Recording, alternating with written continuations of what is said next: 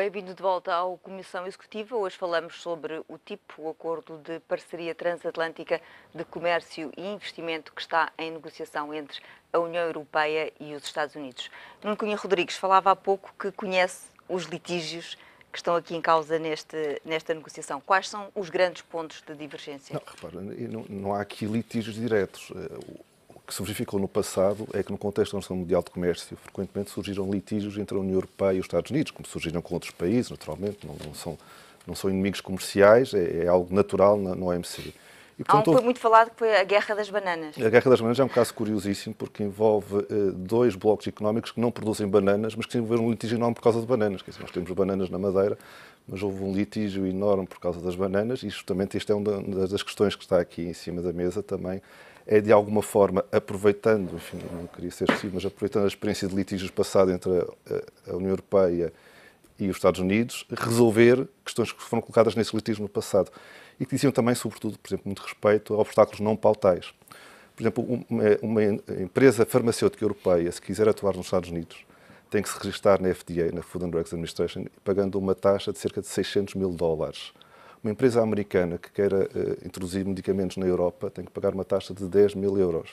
E, portanto, é este tipo de diferenças que não dizem tanto respeito a obstáculos pautais, aduaneiros, e aí os valores são relativamente baixos, mas que criam entraves justamente ao funcionamento do comércio. Quais seriam os setores mais beneficiados com a eliminação dessas barreiras? Há pouco referiu alguns que dizem respeito a Portugal. Há vários estudos. Em Portugal, por exemplo, os têxteis, de facto, o calçado, onde há ainda alguns obstáculos pautais, as tarifas aduaneiras ainda são pouco relevantes e atualmente com a valorização cambial do euro, a eventual eliminação desses obstáculos pautais serviria para atenuar, digamos, essa valorização cambial e permitir maior competitividade da indústria portuguesa. E, portanto, os têxteis, o calçado, os combustíveis, que já somos, de facto, grandes exportadores para os Estados Unidos, são setores que teriam vantagens.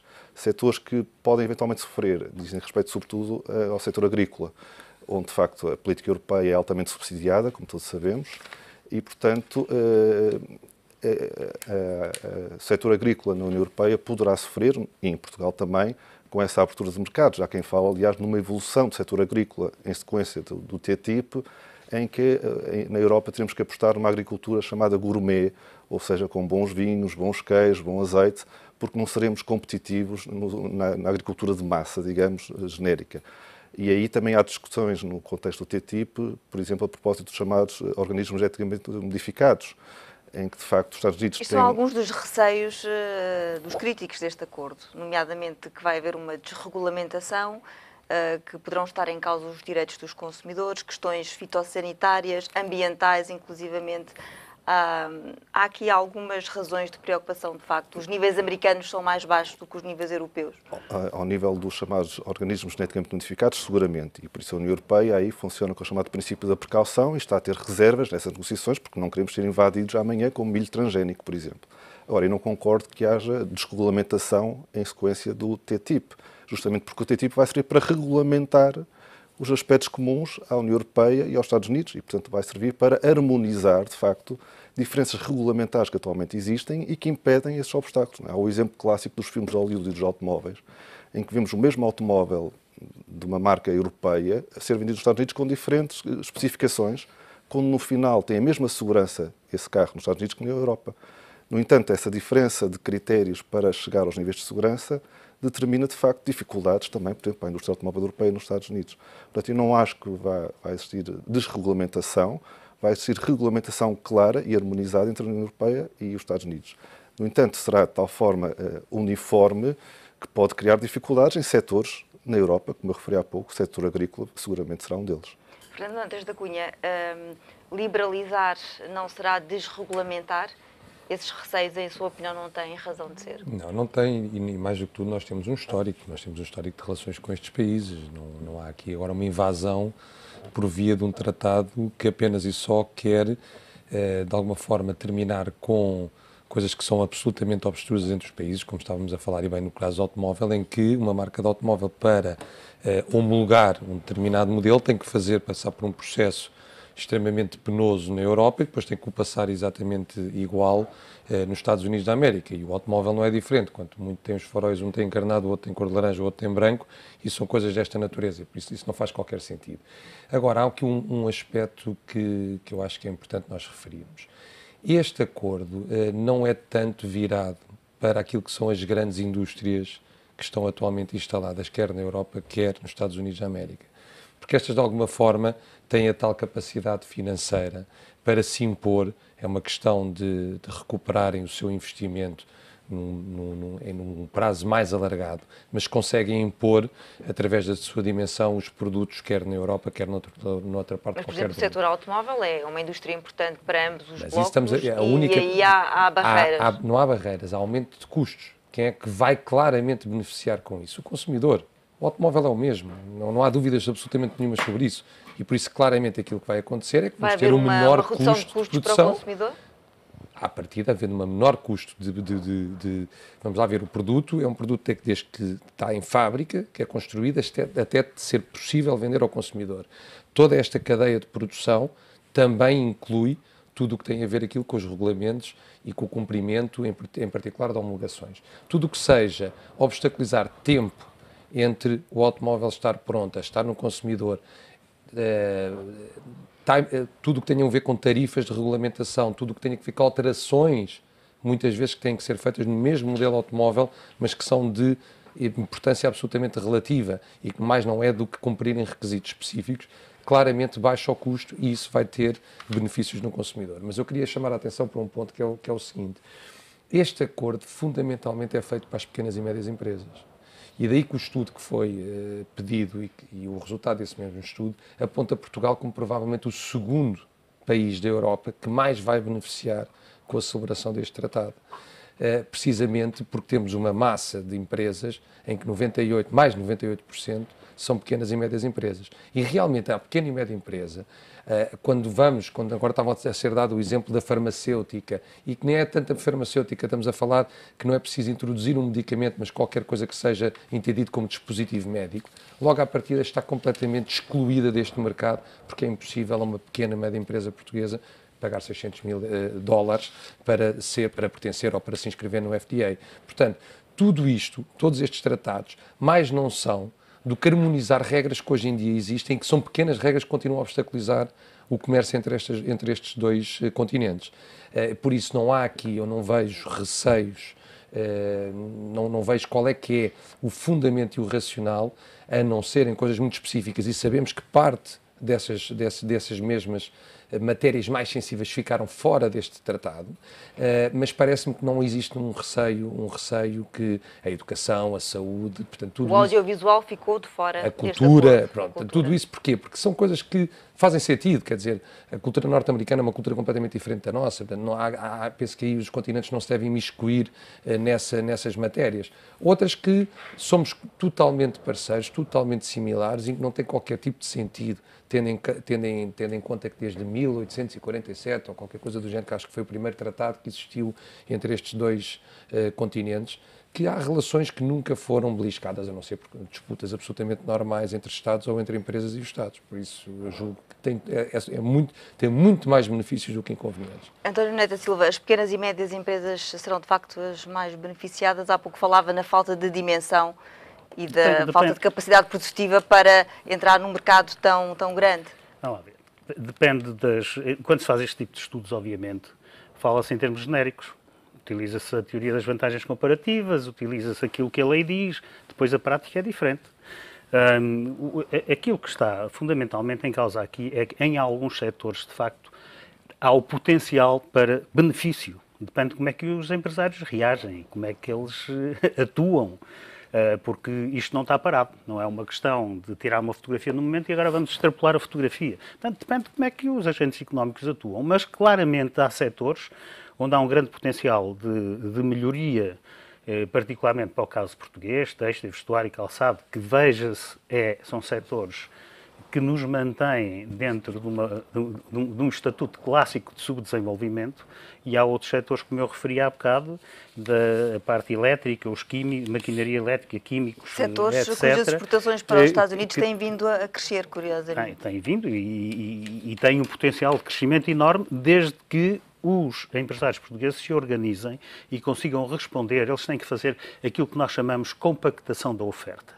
Não podem tentar, de uma forma isolada, cada empresa vender para os Estados Unidos.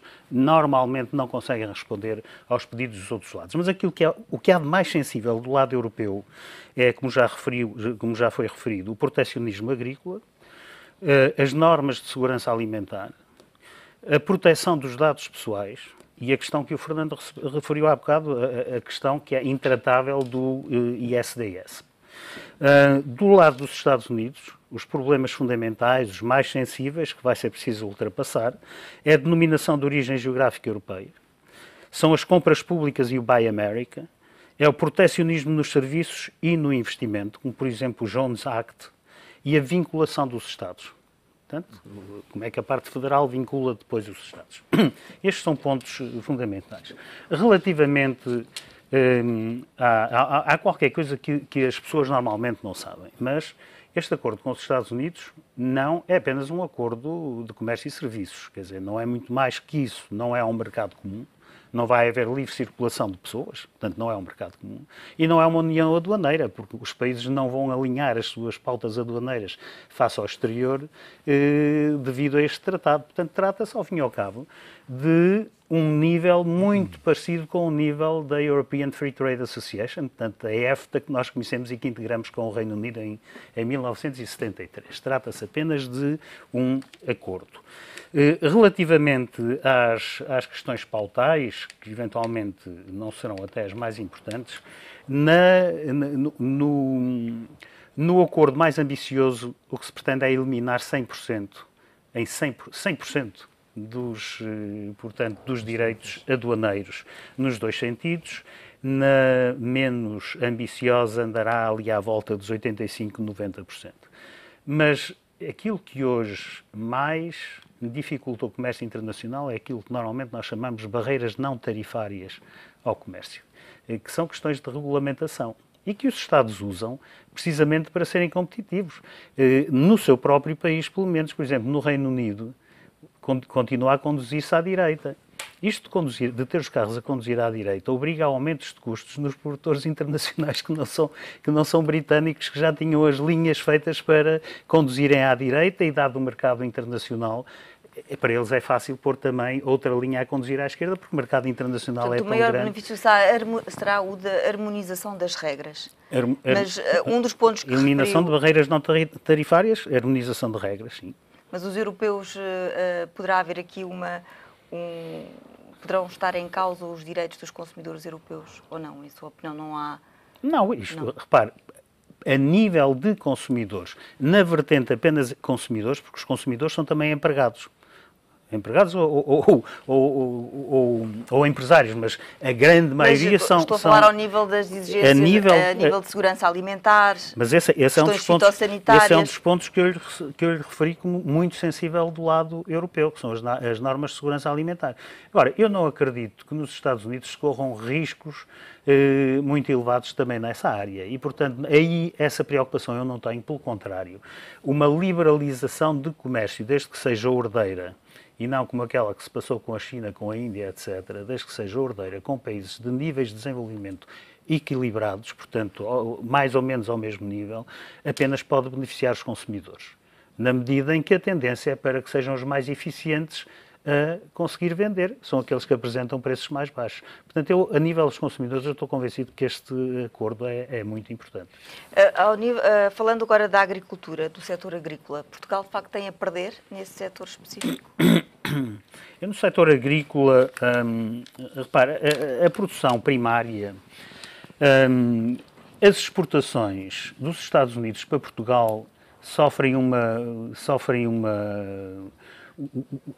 impedimento, vamos chamar-lhe assim, porque há aqui uma mistura de barreiras não tarifárias com barreiras tarifárias de 56,8, enquanto que as nossas exportações para os Estados Unidos sofrem uns impedimentos da ordem dos 73. Portanto, aqui só pode melhorar. Relativamente a comida e bebidas, as exportações dos Estados Unidos para a Europa sofrem impedimentos da ordem de 56,8%, enquanto que da Europa para os Estados Unidos sofrem impedimentos da ordem de 73,3%. Portanto, nesta área aqui, claramente, nós temos vantagens. Nós temos uma política agrícola comum que ainda é um bocado anacrónica. Mas os Estados Unidos também têm um problema, que é subsídios diretos às empresas agrícolas e aos produtores agrícolas. E, portanto, isto tem que ser muito bem negociado. O FEOG, eu faço-vos lembrar, o Fundo Europeu de Orientação e Garantia Agrícola, na parte de garantia, consumia até ainda há bem pouco tempo 75% do orçamento da União Europeia. E o nível de protecionismo nos Estados Unidos, estou convencido que até é relativamente mais elevado. E agora, nós temos um problema. Nós temos países como a França e a Polónia que beneficiam fortemente da política agrícola comum e nos Estados Unidos, mais uma vez, há entidades, há empresas de muito grande dimensão, com uma grande capacidade de lobby junto do governo dos Estados Unidos, e eles não brincam em serviço aí, também na área agrícola. Portanto, é mais um setor de difícil negociação e eu espero que se chegue a bom termo, porque isso só será bom para os consumidores, dos dois lados. Rodrigues, para terminar, o mecanismo de arbitragem privada para resolver conflitos entre o Estado e os investidores tem sido, de facto, um dos pontos que mais polémica tem causado. O que é que se espera que aconteça? Foi definitivamente abandonado? Está a ser negociada outro tipo... Esse mecanismo de arbitragem é um mecanismo comum nos tratados de investimento bilaterais e, portanto, é algo que é perfeitamente conhecido e aplicado e, portanto, há milhares de tratados que incluem essa cláusula ISDS. No contexto das negociações... Mas beneficia de facto as empresas, os Estados são protege, de facto, seus... protege as grandes empresas no caso de disputas com os Estados onde estão a investir. Neste caso em concreto do TTIP, falou-se da possibilidade de incluir essa cláusula. Neste momento, nas negociações, foi decidido de alguma forma deixar de lado essa discussão, dizendo, bom, mais tarde vamos ver.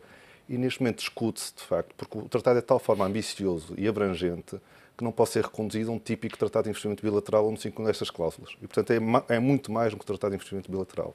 Sendo muito mais do que isso, o que discute neste momento, que está em cima da mesa, é a possibilidade de ser criado, de facto, um órgão de jurisdição especializado só no TTIP. Ou seja, em caso de litígios não se recorre a uma cláusula de arbitragem, o investidor não recorre à cláusula ISDS típica, mas sim, digamos, um tribunal especializado que pode surgir no contexto do TTIP. É uma discussão que está a ser feita. Alguns Estados-membros são a favor da cláusula, outros são contra. Houve até questões políticas que envolveram o governo português sobre esta matéria. Veremos mais adiante. É um assunto que neste momento foi decidido deixar-se um pouco de lado, porque, digamos, é um assunto a ver mais para a frente e que pode envolver, de facto, é uma discussão que está neste momento e é muito interessante em cima da mesa, a criação de um tribunal especializado só para o TTIP, não havendo recurso, portanto, à tal cláusula de arbitragem que é típica de tratados de investimento bilaterais. A Fernando Antas da Cunha, essa seria a melhor solução, na sua perspectiva? Eu não estudei esta questão a fundo, mas parece-me que pela dimensão que o tratado reveste e por algumas experiências do passado relativamente à arbitragem, atenção com isto, eu sou um defensor da arbitragem, não sou um crítico da arbitragem. Eu acho que a arbitragem é claramente o meio alternativo de resolução de litígios e que deve ser promovido e deve ser alargado. Agora, para matérias onde nós estamos a falar muitas vezes das soberanias dos próprios Estados, parece-me mais adequado que este tribunal que neste momento está em cima da mesa, ou que pode haver um projeto de criação, nada mais nada menos do que composto por juízes dos vários Estados-membros e juízes do lado dos Estados Unidos da América, oferece pelo menos maior segurança aos Estados, não tanto às empresas que estão muito mais habituadas ao recurso à arbitragem, mas aos próprios Estados-membros enquanto Estados soberanos. E, portanto, parece-me que é claramente uma alternativa a explorar. Muito obrigada pela vossa presença neste programa. A Comissão Executiva fica hoje por aqui. Obrigada pela companhia.